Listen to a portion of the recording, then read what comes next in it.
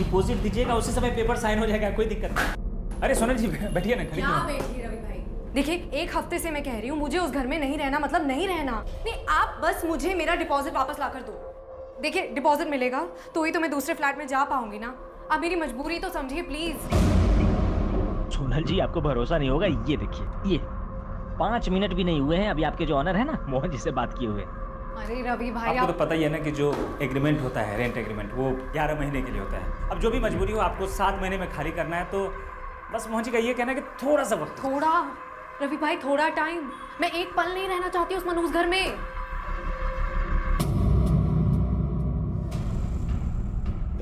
Envelope में चिट्ठियां हैं। जी सर। अर्जेंट है, कोई लापरवाही नहीं होनी चाहिए।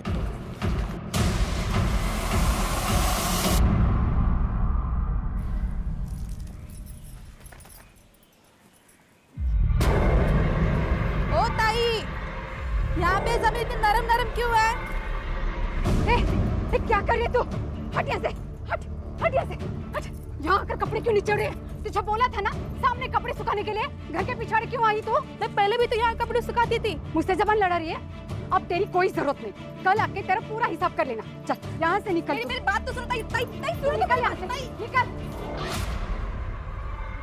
क्या हुआ? हाँ? क्या हो रहा था इधर? वो राधा यहाँ आकर कपड़े सुखा रही थी।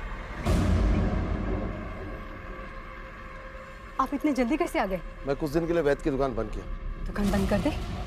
ये क्या पागलपन है? घर कैसे चलेगा? घर चलाने का काम मेरा है, तू उसकी चिंता मत कर। अब मैं जो कर रहा हूँ पागलपन नहीं है, ये बात अच्छे से समझ ले तू।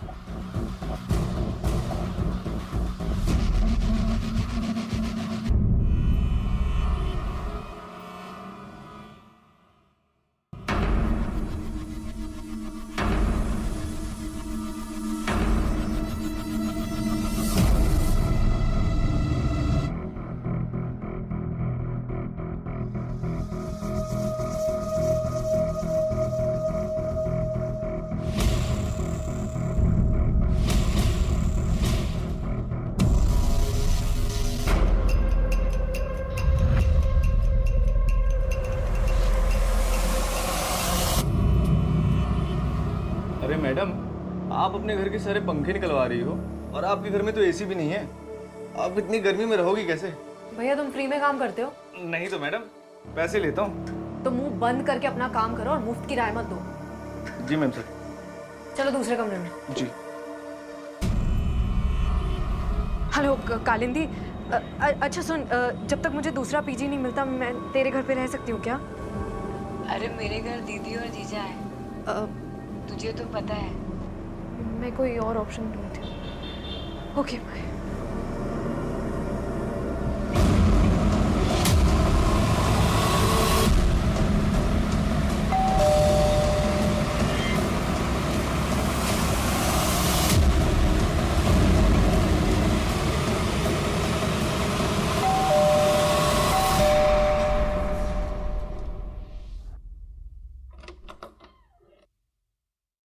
अरे मोहन भाई, आप आइए आइए। देखिए मोहन भाई, आप प्लीज मेरी कंडीशन समझने की कोशिश कीजिए। माता पिता मेरे हैं नहीं, एक भाई है, अपने घर का खर्चा, भाई की पढ़ाई सब मैं ही देख रही हूँ। आप प्लीज मेरा डिपॉजिट का पूरा पैसा लौटा दीजिए ताकि मैं कोई और घर जाके देख लूँ। देख सोनल, दूसरा किराएदार मिलेगा ना, उसकी डिपॉजिट में से तेरे 50,000 लौटा दूंगा। अरे नहीं मिलेगा कोई किराएदार आपको, मनहूस है ये घर। रवि भाई भी कह रहे थे उस दिन, पूछिए। अरे नहीं मोहन बाबू, बाहर लोग बात कर रहे थे तो निकल गया हुआ मुँह से। वो लोग मेरे घर को बदनाम कर रहे हो और तू उन लोग का साथ दे रहा है। नहीं मिलेगा डिपॉजिट वापस, हो सकता है कर लो। हाँ कर लूंगी, निकलवा के रहूंगी डिपॉजिट के पैसे।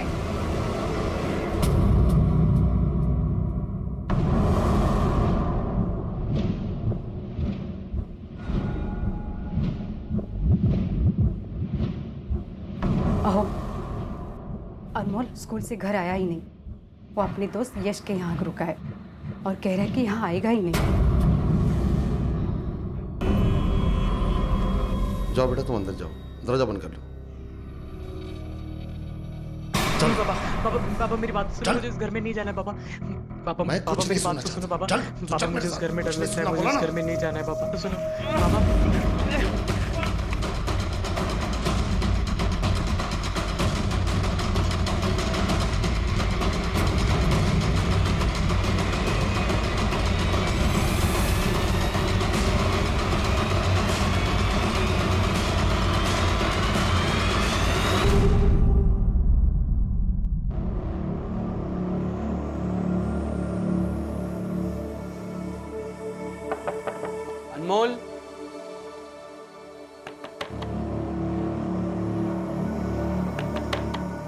अनमोल, अनमोल, अनमोल, अनमोल, अनमोल।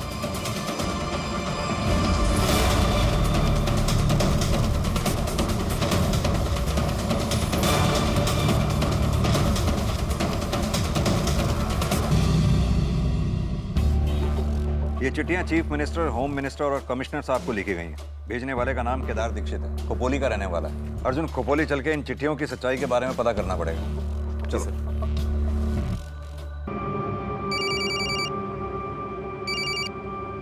हेलो, पीएसआई पाटिल बोलता है का? हाँ जी, पाटिल बोल रहा हूँ। मैं क्राइम ब्रांच में पीएसआई अर्जुन लोखंडे बोलता हूँ। हाँ बोलिए लोखंडे जी। अच्छा, आपके पुलिस स्टेशन के एरिया में कोई केदार दीक्षित नाम का आदमी रहता है क्या? केदार दीक्षित? हम तो केदार दीक्षित ही घर पर ही हैं। क्या?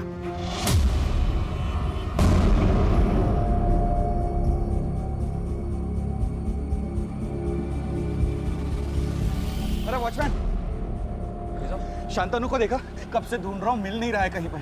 नहीं तो साहब। अगर आपने देखा शांतनु को? मोहन भाई सुनो ना। ए सोनल देख, प्लीज अभी डिपॉजिट की बात मत करना, मैं बहुत परेशान हूँ।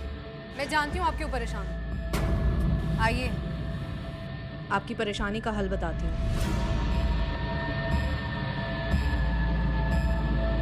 क्या हुआ? क्या बोल रही थी तुम? आप अपने बेटे को ढूंढ रहे हो ना? कहाँ है मेरा बेटा? घबराओ मत, आपका बेटा मेरे पास डिपॉजिट है। आप मेरा 50,000 रुपए का डिपॉजिट ले आओ और अपना डिपॉजिट ले जाओ। 50,000 रुपए के लिए तू उस हद तक गिर गई कि मेरे बेटे को किडनैप कर लिया? अपने बेटे पर बात आई तो आपने भी हाथ पार कर दी, गला पकड़ लिया मेरा। वो 50,000 रुपए मेरे लिए भी बहुत कीमती हैं। तो मोहन भाई, मुझे मेरा पैसा लाके दो और आपका बेटा आपके घर पहुंच जाएगा।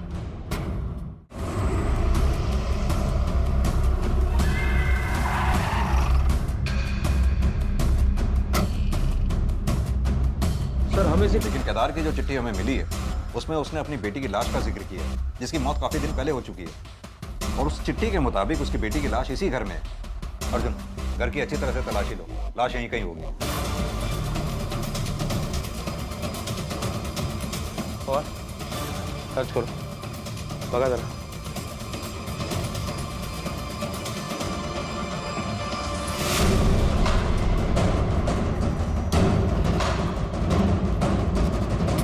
सर, मैं दोस्त हूँ अनमोल का, अपने नोट्स लेने आया था।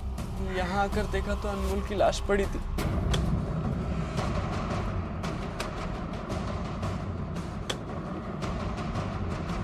एक मिनट बाजू केदार और उसका परिवार अचानक कहाँ चले गए? सर, कल रात को कहीं निकल गए। कहाँ गए, कुछ मालूम? नहीं सर। पीछे कुछ है।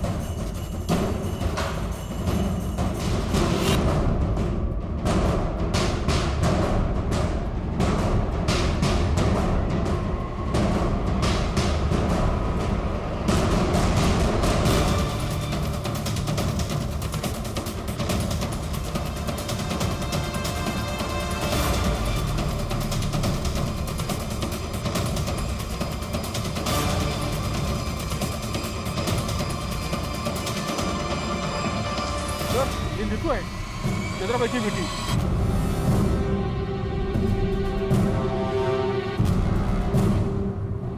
आपके पड़ोस में एक लड़की की लाश जमीन में गाड़ दी गई और आपको पता तक नहीं चला? हमें बिल्कुल भनक नहीं थी। हाँ, लेकिन कुछ दिनों से केदार के घर के बाहर कुत्ते भौंक रहे थे। कुछ दिनों से केदार भाई और वहीनी कोई किससे बात नहीं करता था। और तो और केदार भाई ने अपनी दवाई की दुकान भी बंद कर डाली। ये केदार और उसकी बीवी का फोन नंबर होगा तुम्हारे पास? जी हाँ सर। दीजिए हमें। बताइए।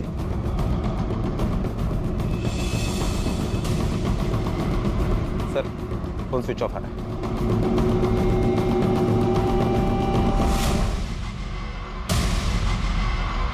क्राइम ब्रांच ने उन चिट्ठियों की जांच की जो केदार दीक्षित ने न्याय की गुहार लगाते हुए पुलिस के आला अफसरों और नेताओं को लिखी थी।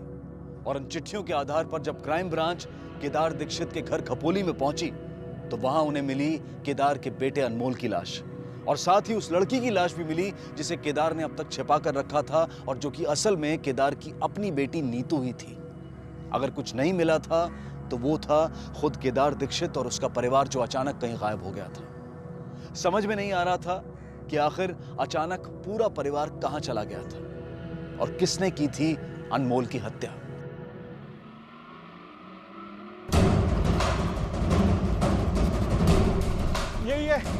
यही है वो लड़की। बोल, मेरा बेटा किधर है? हाँ, इससे मेरे बेटे को किडनैप किया है सर। सर मैंने किडनैप नहीं किया, मैं तो सिर्फ इन्हें डरा रही हूँ। इनका बेटा है कहाँ? सर आइए सर। शांतनु बेटा, आजा आजा बेटा। सर मैं तो अपना डिपॉजिट वापस लेना चाह रही थी सर। इससे आसान तरीका नहीं मिला तुम्हें कोई? सर मैं कितने दिनों से इनको। बेटा, ये यहाँ पर आपको जबरदस्ती लेकर आई थी? नहीं, दीदी ने बोला कि हम लोग वीडियो गेम खेलते और मैं यहाँ पहुँची। यादव, बच्चे का बयान दर्ज कर लो और इसे थाने लेके चलो। सर पर मैंने तो कुछ नहीं किया। सर आप प्लीज मेरी बात तो सुनिए। दीदी, ऐसे करने की क्या जरूरत थी आपको? अरे तो क्या करती मैं नामित, उस घर में एक पल नहीं रह पा रही हूँ मैं, और मोहन भाई डिपॉजिट वापस करने को तैयार ही नहीं है। हाँ दीदी, पर ऐसा करने से आपको। तुम ज्ञान मत बांट मुझे, समझा? तू एक काम कर, तू रवि भाई से जाके मिल और उन्हें बोल कि मोहन भाई को समझाए कि ये केस वापस ले ले। ठीक है। पुणे पुलिस से यह कंफर्म हुआ है कि केदार दीक्षित की बेटी नीतू की लाश पुणे के शुभचिंतक सोसाइटी के फ्लैट नंबर 401 में 16 अक्टूबर को पंखे से लटकती हुई पाई गई। पोस्टमार्टम रिपोर्ट से यह भी साफ हो रहा है कि दम घुटने की वजह से और गले की हड्डी टूटने की वजह से उसकी मौत हुई। सर एक गोष्ट मुझे लक्षात येत नाहीये, जो बाप अपनी बेटी की सुसाइड केस को मर्डर केस साबित करने के लिए इतनी कोशिश कर रहा है, उसकी लाश संभाल के रख रहा है, अलग अलग जगहों पर चिट्ठियां लिखकर उसके दोबारा पोस्टमार्टम की रिक्वेस्ट कर रहा है, अब वही बाप अपने फैमिली के साथ गायब है जबकि उसके बेटे का यहाँ पर मर्डर हुआ है। अपने खबरियों को अलर्ट करो, केदार की फैमिली के फोटोग्राफ्स उन्हें भेजो, और हाँ, केदार के बेटे अनमोल के पोस्टमार्टम के साथ साथ केदार की बेटी नीतू का भी दोबारा पोस्टमार्टम कराओ। Okay sir.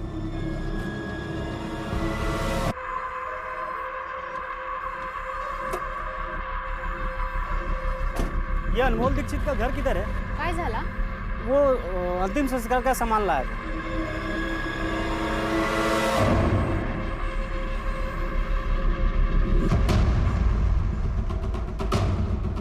किसके कहने पे लेके आया ये अंतिम संस्कार का सामान? यहाँ भी पोस्टमार्टम नहीं हुआ, फैमिली वालों का कुछ पता नहीं, और तू अंतिम संस्कार का सामान लेके आ गया। किसने कहा था लाने के लिए? ये एड्रेस है, कल आप अंतिम संस्कार का सारा सामान इस एड्रेस पे पहुंचा देना। पैसे आपको डिलीवरी के टाइम ही मिल जाएंगे। क्या यही लड़का था वो? हाँ सर, यही लड़का था। सर केदार और उसकी पत्नी कविता, इन दोनों के मोबाइल अभी भी स्विच ऑफ ही आ रहे हैं। हमने पता लगाया केदार का मोबाइल खोपोली में स्विच ऑफ हुआ था और उसकी बीबी के मोबाइल का लास्ट लोकेशन नासिक का है। सर, ये अनमोल और नीतू की पोस्टमार्टम रिपोर्ट है। रिपोर्ट के मुताबिक अनमोल की मौत रात 10 से 12 बजे के बीच में हुई है और उसकी मौत सर पर किसी भारी चीज के लगने की वजह से हुई। और नीतू की रिपोर्ट में क्या है? सर नीतू ने सुसाइड के पहले भारी मात्रा में नींद की दवा खाई थी, उसके सिर पर अंदरूनी चोट भी थी, लेकिन नीतू की मौत की असली वजह फांसी लगना है। लेकिन वो सुसाइड करने के लिए ये सब क्यों करेगी? बड़ी अजीब बात है। पुरानी पोस्टमार्टम रिपोर्ट से नई वाली मैच नहीं कर रही। पहली पोस्टमार्टम रिपोर्ट में ना दवाइयों का जिक्र था, ना ही ब्रेन हेमरेज का। इसका मतलब केदार का दावा सही था कि उसकी बेटी का मर्डर हुआ। केदार दीक्षित और उसका परिवार या तो बहुत ही अलग और अनोखा था या फिर इनके साथ कोई अनहोनी हुई थी। एक तरफ तो केदार दीक्षित अपनी बेटी की लाश को घर में छिपाकर पुलिस के आला अफसरों से उसके दोबारा पोस्टमार्टम की गुहार लगा रहा था, और वहीं दूसरी तरफ अपने बेटे की लाश को घर पर छोड़कर अपने परिवार के साथ भाग खड़ा हुआ था। क्राइम ब्रांच के लिए यह सबसे अनोखा केस था, लेकिन उन्होंने इसे एक चुनौती की तरह लिया और तहकीकात शुरू कर दी। सर केदार अपनी बेटी नीतू का अंतिम संस्कार नहीं करना चाहता, तो फिर ये अनमोल क्यों? केदार अपनी बेटी की लाश को अपने घर में छुपा के रखना चाहता था। हो सकता है केदार और उसके बेटे अनमोल में तकरार हुई हो और केदार के हाथों अनमोल का कत्ल हो गया हो, और अब पूरा परिवार गायब है। और सबसे पहले हमें केदार और उसकी फैमिली का पता लगाना होगा, क्योंकि अनमोल के मर्डर केस में केदार और उसकी फैमिली बिना इस केस का सुलझना मुश्किल था, इसलिए पुलिस ने जोर शोर से उसकी तलाश शुरू कर दी। साथ ही नीतू के कातिल और उसके कत्ल की वजह को ढूंढने के लिए क्राइम ब्रांच पुणे रवाना हुई। सॉरी सर, डॉक्टर की गलती की वजह से हम भी इस केस को आगे इन्वेस्टिगेट नहीं कर पाए, लेकिन अब हम आपको पूरा कोऑपरेट करेंगे। सर ये वही डॉक्टर है जिन्होंने नीतू दीक्षित का पहले पोस्टमार्टम किया था। सॉरी सर, उस दिन 5-6 लाशों का पोस्टमार्टम करना था। वो शाम को मेरी बेटी की बर्थडे पार्टी भी थी, शायद जल्दबाजी में कुछ छूट गया हो। आपको जरा सा भी एहसास है? आपकी इसी लापरवाही की वजह से एक मुजरिम खुला घूम रहा है। सॉरी सर, आगे से दोबारा ऐसा नहीं होगा। आगे से आप दोबारा कर भी नहीं पाएंगे ऐसा। इनके खिलाफ लापरवाही का चार्ज लगाइए। सर आप जाइए, कोर्ट के नोटिस का इंतजार कीजिए। सर सॉरी सर, ले जाओ इसे। दोबारा नहीं होगा ऐसा सर, प्लीज नहीं होगा सर। ये नीतू जिस फ्लैट में रहा करती थी, उस फ्लैट में नीतू के अलावा और कोई भी रहता था क्या? हाँ सर, उस फ्लैट में उसके साथ एक लड़की रहती थी जिसका नाम सोनल है।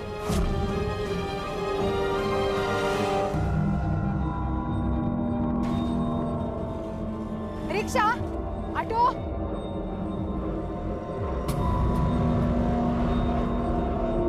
भाभी आप लोग कहाँ थे और कहाँ जा रहे हो?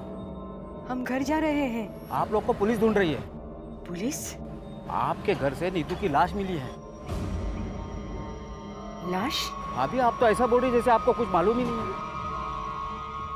आप लोग जिस रात को गए उसी रात को अनमोल का मर्डर भी हो गया। अनमोल? हाँ भाभी, हमने आपका फोन बहुत ट्राई किया मगर फोन भी तो नहीं लग रहा था।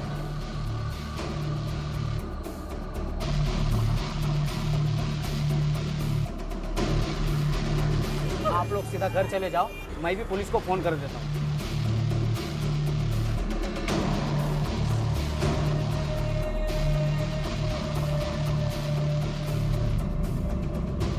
कितनी बार बोला तुझे खाने के पीछे पानी नहीं पीते?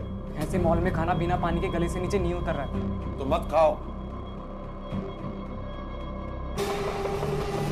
भैया रेलवे स्टेशन चलो।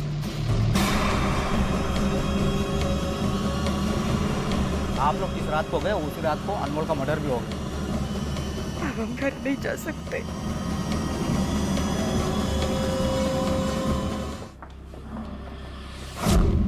तुम इसे जानती हो? हाँ सर, ये नीतू का भाई अनमोल है। नीतू की मम्मी के साथ आया था एक दो बार उससे मिलने। किसी ने उसका मर्डर कर दिया है। क्या? देखो सोनल, नीतू की पोस्टमार्टम रिपोर्ट से ये बात साफ हो चुकी है कि नीतू का मर्डर हुआ था। अब तुम सीधी तरह से ये बताओ कि तुमने नीतू को मारा क्यों? नहीं सर, मैंने नहीं मारा सर। क्यों? जो लड़की 50,000 रुपए के लिए अपने मकान मालिक के बेटे को किडनैप कर सकती है, उसके लिए मर्डर करना कौन सी बड़ी बात है? नहीं सर, आप मेरा यकीन कीजिए सर। सर मुझे तो अभी तक यही लग रहा था कि नीतू ने सुसाइड किया था। तुम्हें ऐसा क्यों लगता था कि नीतू ने सुसाइड किया होगा? सर मैं, नीतू और रचना हम तीनों बेस्ट फ्रेंड्स थे सर। मैं और नीतू साथ रहते थे सर, और हमारी बिल्डिंग में रचना 6th फ्लोर पर रहती थी। वो फ्लैट उसके पापा ने उसे गिफ्ट दिया था। शादी के बाद वो और उसका हस्बैंड वहीं रहने वाले थे। 2 महीने पहले उसने अपने ही फ्लैट से कूद के सुसाइड कर लिया। हो सकता है वो भी मर्डर हो। नहीं सर, रचना ने सुसाइड ही किया था, क्योंकि हमें उसके हाथ से लिखा हुआ सुसाइड नोट मिला था। क्या रचना के सुसाइड का कारण जानती हो? हाँ सर।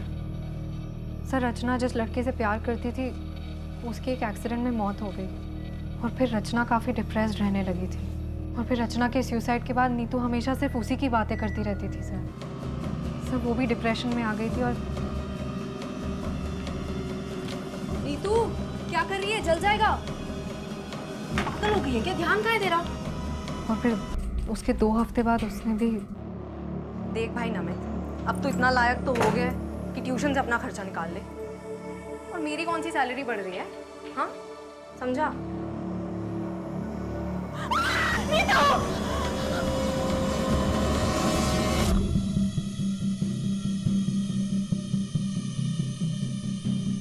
सर सुसाइड हो या मर्डर, मोहन भाई के घर को पनौती तो लग गई ना। यहाँ 2 लोगों की जान चली गई, तुम्हें फ्लैट की पनौती की पड़ी है। इस फ्लैट में नीतू और सोनल के अलावा और कौन कौन आया जाया करता था? सर फिलहाल तो ये दोनों ही रहती थी, लेकिन नीतू की मौत के 10 दिन पहले तक छाया भी इन लोगों के साथ रहती थी। छाया जीआरटी कॉलेज में इनके साथ ही पढ़ाई करती थी। अर्जुन, इस छाया के बारे में सारी इंफॉर्मेशन निकालो।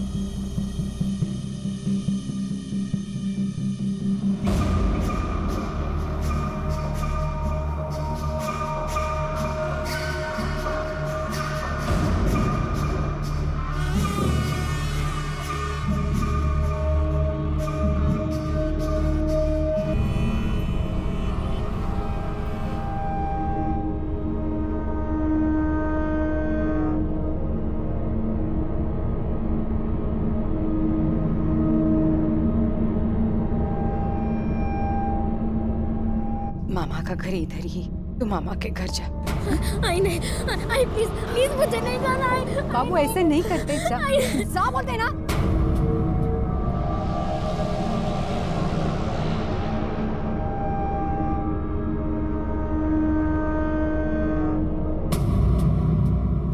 छाया, तुमने नीतू का पीजी अचानक क्यों छोड़ दिया था? सर, रचना की मौत के बाद उस बिल्डिंग को लोग मनूस बिल्डिंग कहने लगे थे, इसलिए छोड़ दिया। छाया, हमें पता चला है तुम्हारी फैमिली की फाइनेंशियल कंडीशन कुछ ठीक नहीं है। तुमने मेडिकल कॉलेज में स्कॉलरशिप लेने के लिए अप्लाई किया था। फर्स्ट सेमेस्टर में तुम्हारी रैंक सेकंड थी और नीतू की फर्स्ट। और इस सेमेस्टर में तुम नहीं चाहती कि नीतू दोबारा फर्स्ट आए। 16 तारीख को जिस दिन नीतू का 1 से 3 बजे के बीच में मर्डर हुआ, उस दिन तुम उसी पीजी में देखी गई थी। तुम्हें वॉचमैन ने भी देखा। सर, मैं तो सिर्फ अपना सामान लेने गई थी।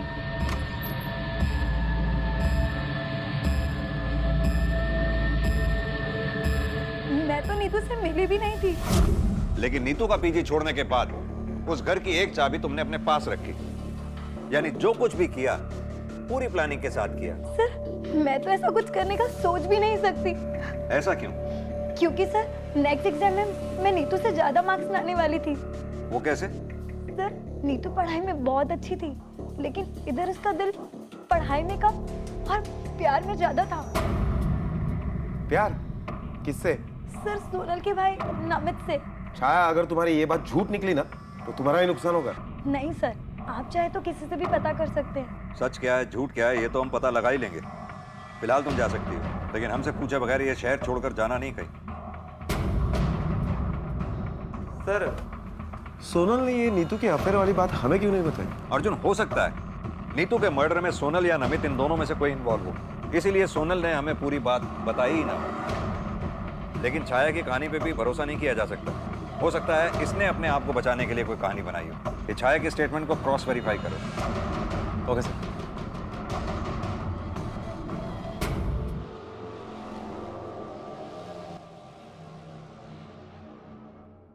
केदार दीक्षित अब भी फरार था। अनमोल की हत्या की गुत्थी अब भी गुत्थी बनी हुई थी। दूसरी तरफ सोनल अपने इस बयान पर अड़ी हुई थी कि नीतू ने आत्महत्या की थी, और उनकी पुरानी रूममेट छाया ने पुलिस के सामने खुलासा किया था कि सोनल के भाई नमित का अफेयर नीतू के साथ चल रहा था। पुलिस इस बात से हैरान थी कि अगर छाया की यह बात सच थी तो यह बात सोनल ने उन्हें क्यों नहीं बताई थी। कहीं ऐसा तो नहीं था कि उसका भाई ही नीतू का हत्यारा था, या फिर सोनल ने नीतू को अपने भाई से दूर करने के लिए खुद ही उसे मार डाला था और अब पुलिस को गुमराह करने के लिए यह आत्महत्या की झूठी कहानी सुना रही थी। बहरहाल अब सोनल से सख्ती से पूछताछ की जाने की जरूरत थी, जिसके लिए पुलिस ने उसे दोबारा पुलिस स्टेशन बुलाया। सर, ये आप क्या कह रहे हैं सर? मैं और मर्डर? नहीं सर, मुझे तो नमित और नीतू के अफेयर के बारे में भी नहीं पता था। सर, आपको किसी ने झूठी इन्फॉर्मेशन दी है। बस, ज्यादा होशियारी नहीं, सीधी तरह से ये बताओ कि तुम्हारा भाई नमित इस वक्त है कहाँ पर? सर, मेरे और नीतू दी के बीच कोई अफेयर नहीं था। बेटा, ये भाई बहन के रिश्ते को बीच में लाके बचने की कोशिश मत कर। अगर ऐसा था तो फिर नीतू के हाथ में हाथ डालकर क्यों घुमा करता था? सर, अब मैं क्या बताऊं आपको? हाय, मैं आदित्य। तो मैं यही बाजू वाली बिल्डिंग में रहता हूँ। एक्चुअली मुझे कहीं अर्जेंटली जाना है, तो प्लीज़ मुझे ऑटो रिक्शा स्टैंड तक छोड़ दो। हाँ, it's fine. Thank you so much.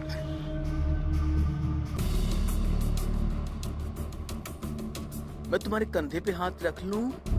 Actually bike पे मुझे बहुत डर लगता है ना, कहीं मैं गिर गया तो।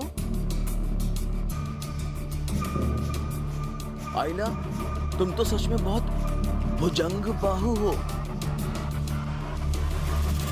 सर, एक दिन मैंने उसकी हेल्प क्या कर दी, वो तो पीछे ही पड़ गया। दूसरे दिन आके आई लव यू बोलने लग गया।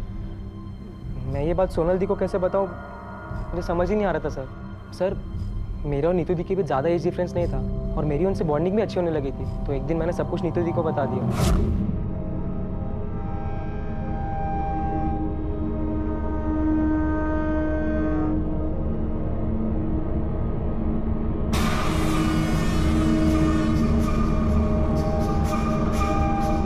देख, एक दो दिन ऐसे ही नाटक करेंगे गर्लफ्रेंड बॉयफ्रेंड होने का, फिर वो समझ जाएगा कि तू उसके टाइप का नहीं और तेरा पीछा भी छोड़ देगा।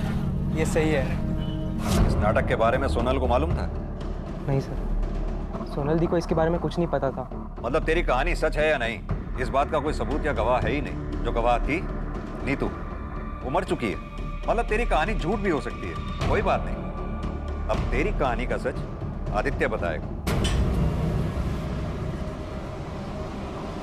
नहीं सर, नहीं सर, मारेगा मत सर, मैं बर्दाश्त नहीं कर पाऊंगा सर। तो फिर सच सच बता, तेरे और नमित के बीच में सीन क्या चल रहा है? सिर्फ सीन नहीं सर, ये तो हमारी एक अधूरी प्रेम कहानी है। और इसी अधूरी प्रेम कहानी को पूरा करने के लिए तूने नीतू को मार दिया? नहीं सर, मैं तो खुद के काटे मच्छर को भी नहीं मार सकता हूँ सर, तो मैं नीतू की जान कैसे ले सकता हूँ? क्यों? प्यार में तो लोग दूसरे की जान तक ले लेते हैं। सर, प्यार में जान लेना सच्चा प्यार नहीं होता, हैवानियत होती है, वैशीपना होता है। अरे प्यार में तो लोग जान तक लुटा देते हैं सर। अब पुलिस के सामने सिर्फ दो संभावनाएं बनती थी। पहली, सोनल और उसके भाई नमित में से किसी एक ने या फिर दोनों ने मिलकर नीतू का कत्ल किया था, या फिर नमित से एक तरफा प्यार करने वाले इस लड़के आदित्य ने नीतू को नमित से दूर रखने के लिए उसे मार दिया था। पुलिस ने इन दोनों संभावनाओं को खंगालने की कश्मकश शुरू कर दी, लेकिन वो इस बात से अनजान थी कि जल्द ही उन्हें इस मामले से जुड़ी अब तक की सबसे बड़ी खबर मिलने वाली थी। एक minute sir. Hello, okay, thank you sir. अभी इंफॉर्मेशन मिली है कि केदार के एटीएम कार्ड से नासिक के एरिया से पैसे निकाले गए हैं। नासिक पुलिस को इन्फॉर्म करो, नासिक निकलने की तैयारी करो। सर, ये रूम में है, ये रूम में। धोखा दी तू मेरे को? हाँ, मैं पागल वागल नहीं हूँ। छोड़ छोड़ छोड़ मेरे को, छोड़। फसौलस तू मला, धोखे से लेके आई मेरे को इधर। फसौलस तू? हाँ, छोड़ छोड़, मैं पागल नहीं हूँ।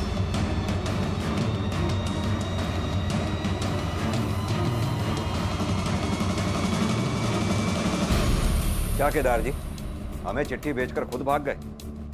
ये लुका छिपी का खेल क्यों खेल रहे हैं हमारे साथ? सर आप मेरी बीवी को समझाइए, ये मुझे पागल समझ रही है। सर, अपनी बेटी की लाश घर में कोई रख सकता है क्या? ये कोई समझदार आदमी का काम नहीं, इसलिए मुझे उन्हें यहाँ लाना पड़ा, और वो भी धोखे से। एक बात बताइए केदार जी, आप इतने दावे के साथ कैसे कह सकते हैं कि आपकी बेटी नीतू ने सुसाइड नहीं किया? सर, रचना की मौत के बाद जब नीतू का फोन मुझे आया, मुझे रचना के बारे में सुनकर दुख हुआ बेटा। पापा, दुख तो मुझे भी बहुत है, बस जिंदगी में कठिन समय तो हर किसी के जीवन में आता है, पर उस कठिनता से उबरने के लिए ऐसा सुसाइड नहीं करना चाहिए, गलत कदम है। जब मुझे नीतू की मौत की खबर मिली तो मुझे इस बात का पूरा यकीन था कि मेरी बेटी कुछ भी कर सकती है, लेकिन आत्महत्या नहीं कर सकती। और यही बात मैंने कविता से भी कही। मुझे पूरा यकीन है हमारी नीतू का मर्डर हुआ, पर मेरी बात कोई सुनने को तैयार ही नहीं है।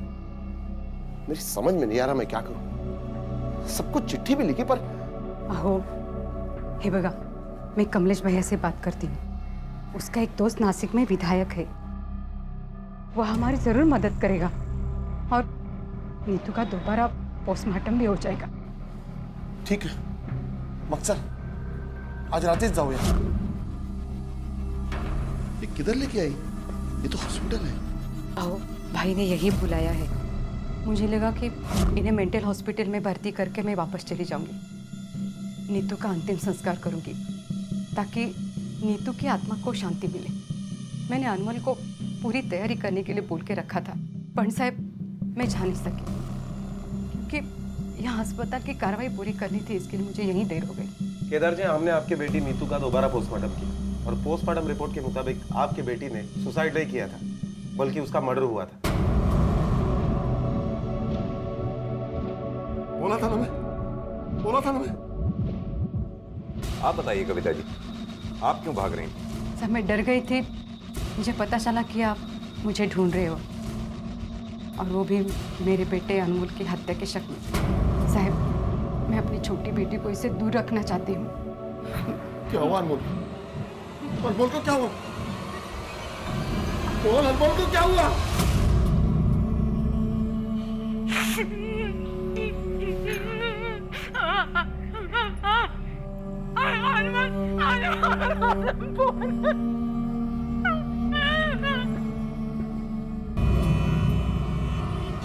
सर, मुझे लगता है अनमोल के मर्डर से बचने के लिए अपने बीबी के साथ मिलकर केदार ने मेंटल होने का नाटक किया होगा, ताकि अगर हम उसे पकड़ भी ले तो मेडिकल ग्राउंड पर उसे सजा में कुछ राहत मिले। अर्जुन, ये हो भी सकता है और नहीं भी। अगर केदार ने अपने बेटे अनमोल को नहीं मारा तो हो सकता है नीतू और अनमोल का हत्यारा कोई और हो, जो ये जानता हो कि केदार ने नीतू की लाश को अपने घर में छुपा रखा है और वो लाश को ठिकाने लगाने के लिए ही आया हो, ताकि नीतू का दोबारा से पोस्टमार्टम ना हो सके। अर्जुन, हमें हर सस्पेक्ट, हर गवाह से फिर से पूछताछ करनी होगी। हो सकता है कुछ हाथ लगे। साहब, जब केदार जी के घर उनकी बेटे की लाश मिली तो उसके एक दिन पहले मैं दुकान बंद कर रहा था तो देखा बैद जी के घर के सामने एक सफ़ेद रंग की गाड़ी चक्कर लगा रही थी, लेकिन वो एम्बुलेंस जैसी थी जिस पे आरटी हॉस्पिटल लिखा हुआ था। साहब, मैं 2 दिनों से शिरडी गया हुआ था, शिरडी से आज ही वापस आया हूँ सुबह। Thank you sir.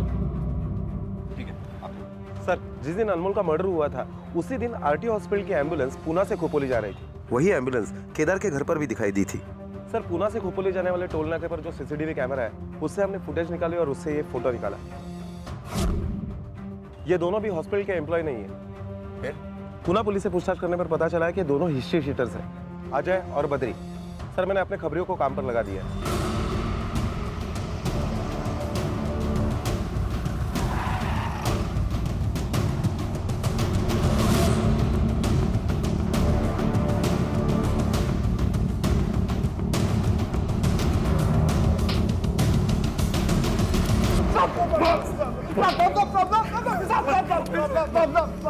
बता, किसके कहने पे केदार दीक्षित के घर में गया था और क्यों गया था?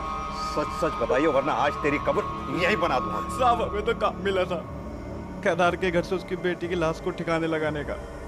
हमारे दोस्त के गैराज में एक हॉस्पिटल वैन थी, हमने वो ली और केदार के घर खपोली पहुंचे और देखा कि पूरी फैमिली कहीं बाहर जा रही थी, तो हमने सोचा कि सही मौका है। जब हम अंदर गए तो हमने देखा कि केदार का बेटा घर पे था। बता बेटा, लाश किधर है? साहब, वो भागने की और चिल्लाने की किसके कहने पे किया था ये सब? आदित्य नाम बताया था साहब उसने अपना।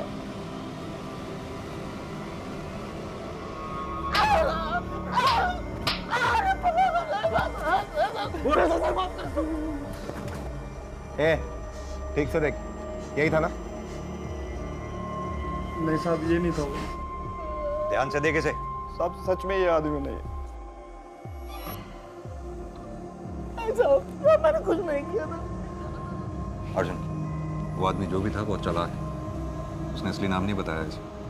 वो आदमी जो भी है नीतू को भी जानता है और इस आदित्य को भी। हो सकता है वो आदित्य को फंसाना चाहता हो, और ये भी हो सकता है कि वो आदमी उस सोसाइटी से रिलेटेड हो।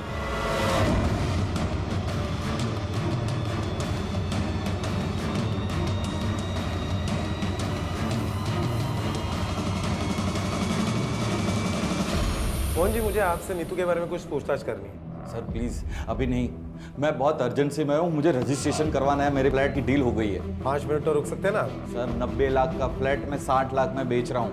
थोड़ा भी लेट हो गया ना और उसका इरादा बदल गया ना तो फिर वो डील कैंसिल कर सकता है। सर, वैसे भी नीतू के मरने के बाद सोनल ने भी फ्लैट खाली कर दिया, अब यहाँ कोई रहने को तैयार नहीं रहा है ना। हाँ, 90 लाख का फ्लैट 60 लाख में जो मिल रहा था तुझे, रचना के सुसाइड करने के बाद उसके बाप ने अपना फ्लैट आधे दामों पे जो बेच दिया था। 60 लाख का घर उन्होंने सिर्फ 40 लाख में बेचा। वहीं से ये आइडिया आया था ना तुझे? लालच आ गया था मुझे। नीतू के फ्लैट की एक डुप्लीकेट चाबी मेरे पास थी, उसके फ्लैट के ऊपर एक खाली फ्लैट था जिसकी भी चाबी मेरे पास ही रहती थी। फिर रात को मैं वो खाली फ्लैट में रुक गया और फिर अगले दिन दोपहर में जब बाहर कोई नहीं था, सर मुझे पता था कि नीतू फ्लैट में अकेली है, मैं मौका देखकर उसके घर में घुस गया।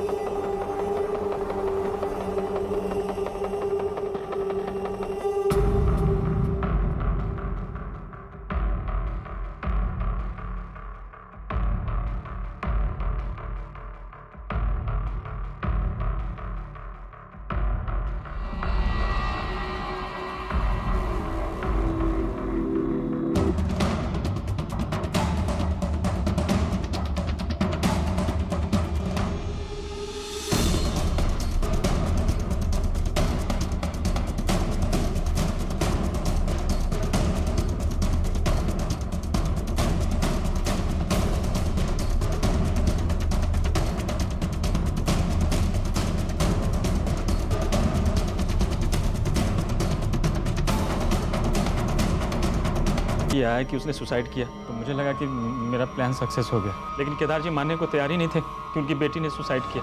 देखिए सर, आप लोगों से गलती हो रही है। आप मेरी बात मानिए, एक बार उसका पोस्टमार्टम फिर से करवाइए।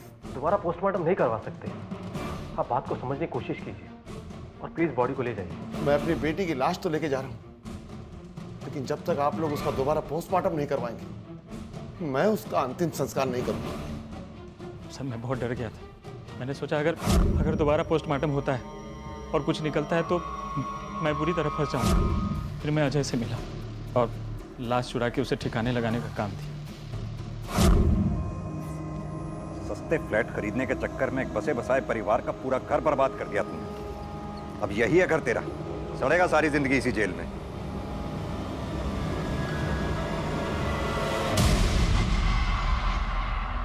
अपने दो जवान बच्चों को खो देने, घर से बेघर होकर मारे मारे फिरने और अपने पूरे परिवार के बर्बाद हो जाने की कीमत पर यह इंसाफ केदार दीक्षित को बहुत महंगा पड़ा।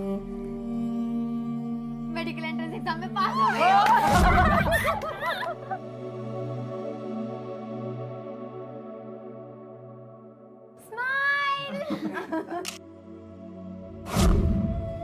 आप सही थे। आपकी वजह से नीतू का हत्यारा तो मिल गया, लेकिन अनमोल का क्या?